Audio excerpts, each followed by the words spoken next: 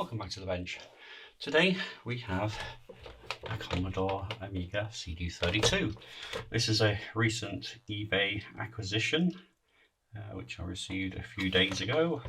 Those of you who follow me on Twitter would have seen me posting about this. It's in pretty grimy condition. The back cover's missing. The door doesn't stay up, so the hinge is broken. It looks like the hinge is there and it's a metal one, it's just the mount that's broken and maybe the hinge is actually seized. The eBay listing showed the actual device working, although pictures on screen, so yeah. So we're just going to take it apart and have a look to see what it looks like inside, because these things, like the A600s and the 1200s, they're well known for having their capacitors leak. So we want to get in there and make sure that nothing untoward is going on before we get too far into the restoration. Let me take a moment to thank the sponsor of this video, PCBWay, my favourite manufacturer of low-cost PCBs, from CNC machining, 3D printing and sheet metal fabrication, right through to PCB fabrication and assembly. They've got you covered. They can also do injection mouldings. Sign up as a new member and receive a $5 welcome bonus. There is a link to their website in the video description where you can check out the amazing services they have to offer. Now back to the bench. So, without further ado, bring in a cloth. Nice orange colour for contrast. And we will get into it and see what's going on inside.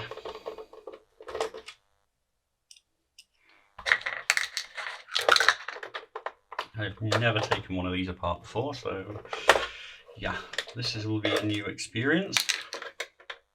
I always wanted one of these when I was younger, in the early 90s, but unfortunately I couldn't afford one. So just 3 screws, now there's 4 screws.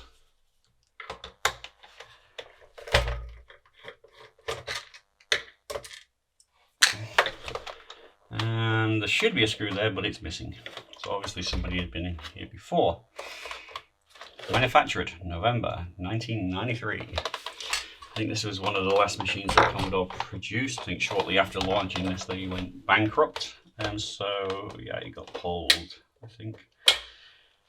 I wonder if they had warehouses full of old CD32s in stock.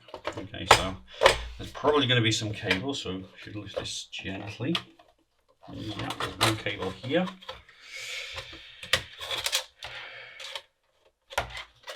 Probably go into these controls. And I can see there's a ribbon cable there for the CD drive. Yep.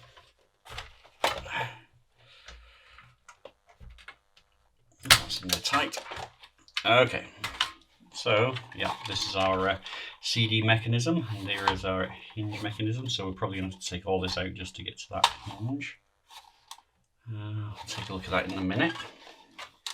Wow, it is kind of a wee bit dirty inside here. Let's just get a dry cloth and just get rid of that dust. Yeah, you can see somebody's been in here. When you touch these RF shields, the oil on your skin causes some corrosion, so that's obviously happened here. So somebody's been in here. And all the tabs are all bent upwards as well. So a clear sign that somebody has been in here. Okay, and we've got 1, 2, is that 3 screws? Yeah, because these are held in by the case screws.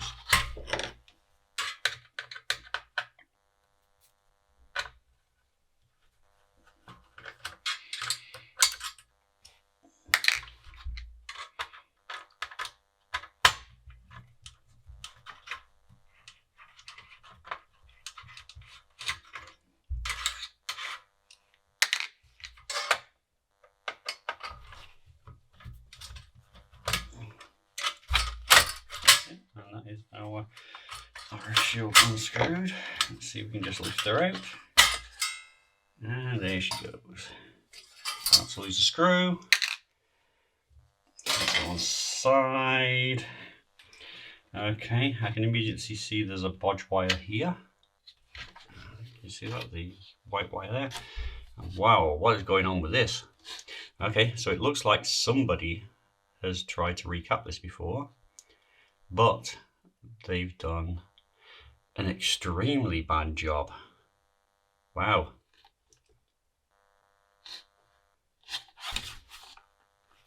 Wow. I don't know if you can see it, but this capacitor here is at least, what, a millimeter or two off the actual board. I don't know how well this will show up on the camera if I get my pointy stick rather than my thick finger, or yes, yeah.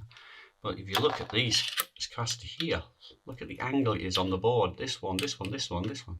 All of them, they're all over the place.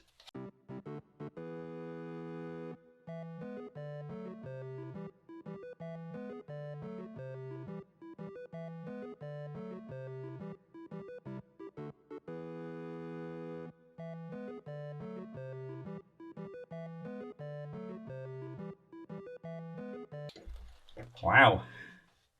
Somebody really did a bodge job on this. That is mad. So it looks like somebody who had absolutely no idea what they were doing tried to recap this. Obviously they must have destroyed a trace there, so they put a bodge wire in. Okay, so I can see here, I don't know how well that will show up on the camera. There is actually signs of corrosion on there, and on this metal can here at the base. So obviously they've not, the capacitors did leak in it, but they haven't done a proper cleanup job. So there's still some corrosion on the board, so that will just continue eating away. So luckily I actually have a good tool for the job.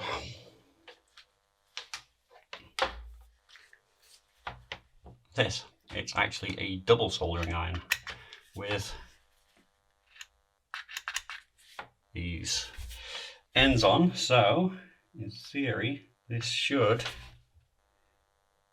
be able to get to these capacitors without having to twist them off. I mean, this one, Jesus, it's just wobbling around in the breeze there.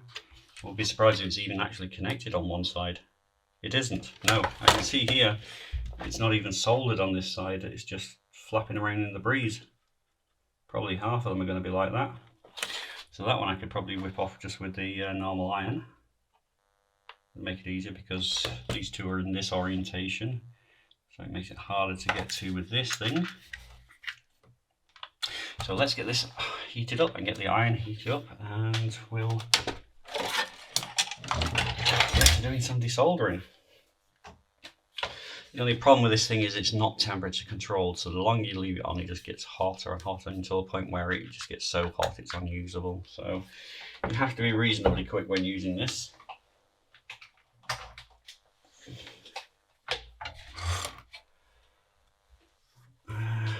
Problem is also there's nowhere to lay it down.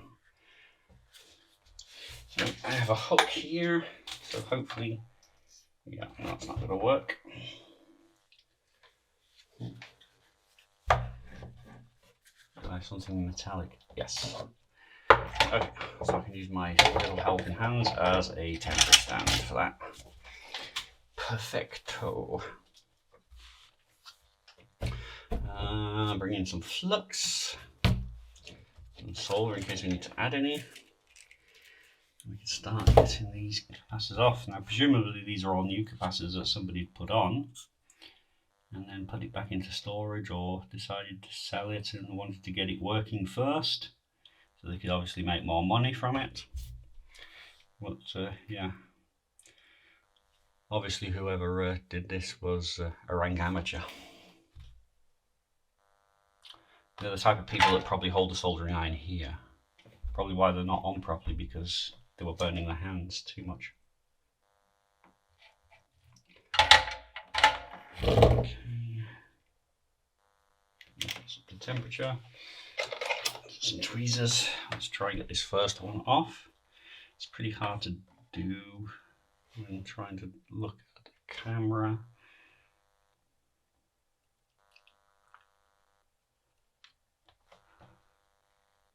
My eyesight's not the best. Getting older sucks. Okay, so that one came off quite easy. That one's properly soldered.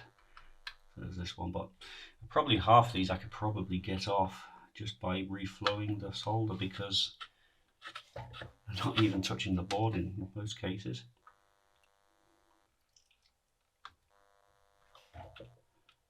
In fact, like, to make things easier on myself, let's actually get the board out.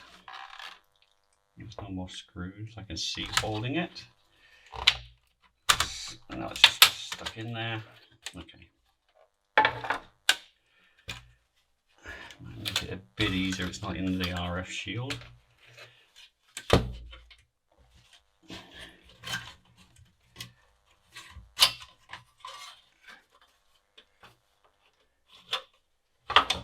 It's kind of gripped in there.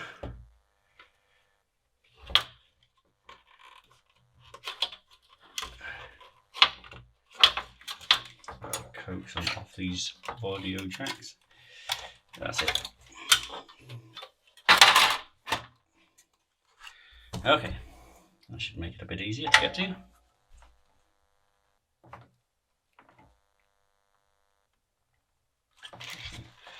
Don't put this thing away at the moment then. Let's get some flux on these.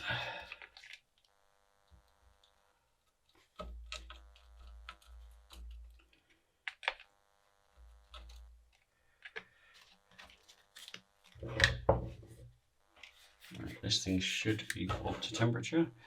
Another problem with this thing is the power cord's very short on it.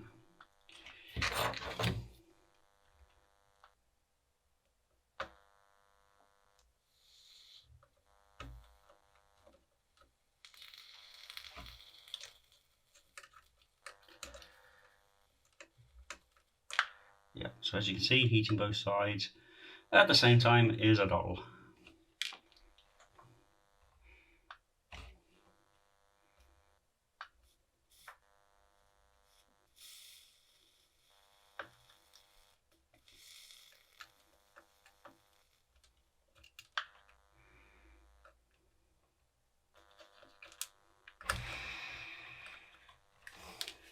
I don't know if anybody does a more professional version of these, but they're certainly a lot easier to work with than trying to use two different soldering irons at the same time. So obviously it leaves your hand free to grab the cap.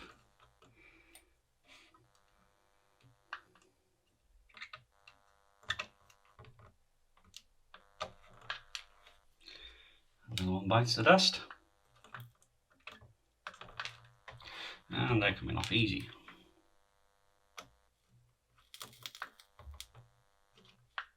Oh, and I'm getting that very distinctive fishy smell. So whoever recapped this board did not do a proper clean-up job, because I would not be getting that smell if it had been properly cleaned. Oh, yeah, I hate that smell. Let's get that out of the way. So I think this is going to get a very good dousing in vinegar, and then a clean up and a wash.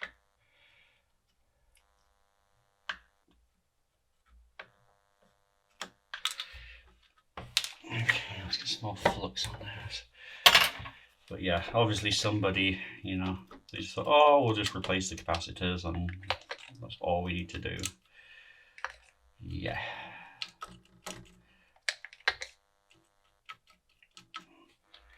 Another quality job by Bodget and Scarfer.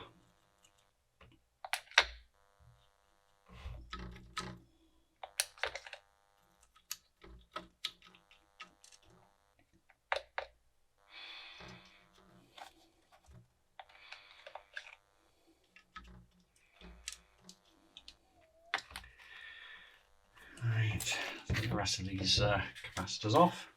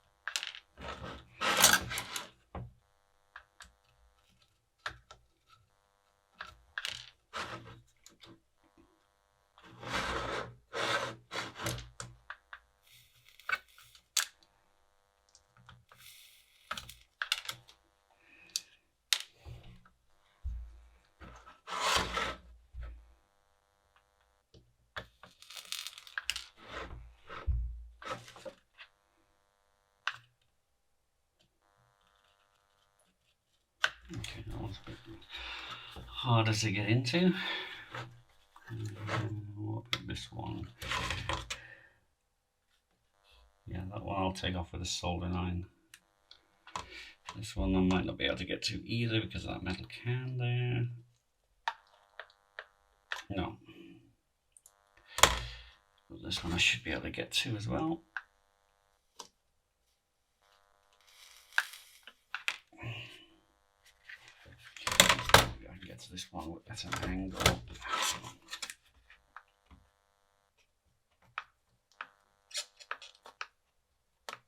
Oh. So I should then be able to get this one the same way.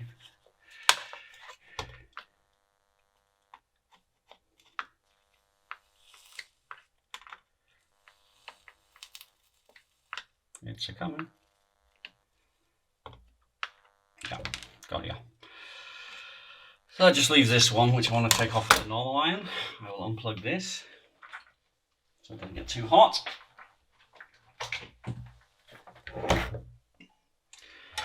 Okay, let's just remove this bodge wire first from here. I mean, that wire is way too thick.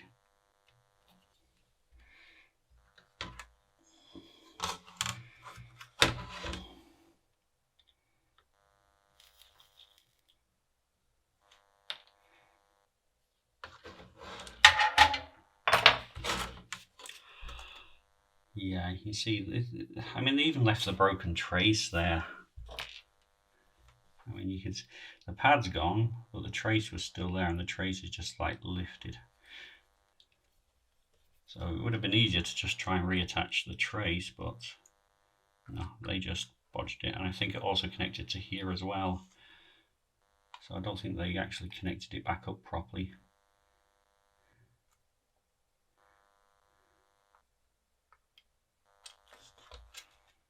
Yeah, so they needed to put 2 bodge wires in, but they only put 1 in.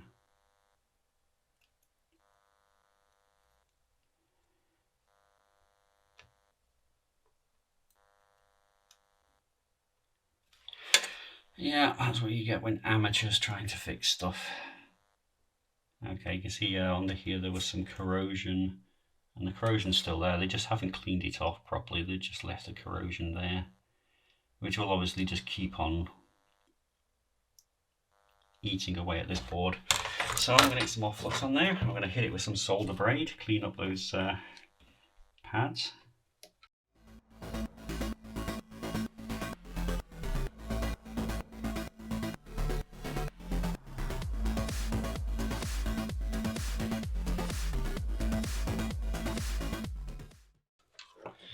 Okay, so that's the width of the old solder cleaned up. Oh, missed one there.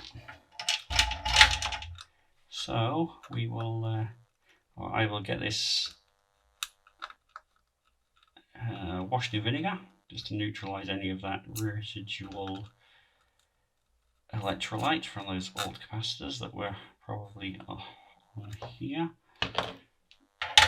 And then we will start resoldering some new capacitors on here. I'm not sure if I have everything in stock. Where I have, I will put new ones on, and for the rest, I could probably reuse these ones. You can see on the leg of this IC it's really badly corroded, so I might have to take that IC off in order to clean under there properly. Okay, well, I will see what it looks like after it's had a good wash. So I will do that, and I will see you later.